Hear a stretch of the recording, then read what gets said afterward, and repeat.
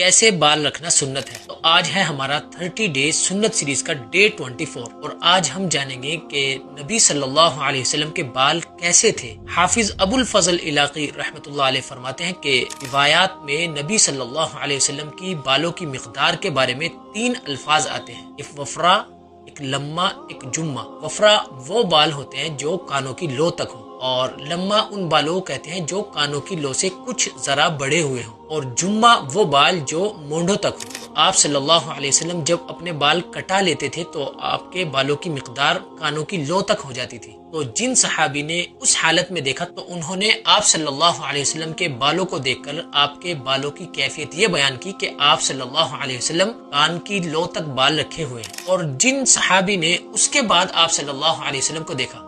یعنی بال کٹوانے کے کچھ مدت کے بعد آپ صلی اللہ علیہ وسلم کو دیکھا، تو انہوں نے آپ صلی اللہ علیہ وسلم کے بالوں کی کیفیت یہ بیان کی کہ آپ کے بال کانوں کی لو سے کچھ بڑے ہوئے تھے۔ اور جنہوں نے اس کے بعد آپ صلی اللہ علیہ وسلم کو دیکھا، یعنی جب آپ کو بال کٹوائے ہوئے کافی عرصہ ہو گیا، تو انہوں نے آپ کے بالوں کی کیفیت یہ بیان کی کہ آپ کے بال مونڈوں تک تھے۔ اس وجہ سے روایات مختلف ہیں کہ بعض روایت میں ہے کہ کوئی صحابی کہتے ہیں کہ آپ کے بال کانوں کی لو تک تھے، اور کوئی کہتے ہیں کہ کانوں کی لو سے کچھ بڑے ہوئے تھے، اور کوئی صحابی روایت کرتے ہیں کہ آپ کے بال مونڈوں تک تھے۔ لیکن ایک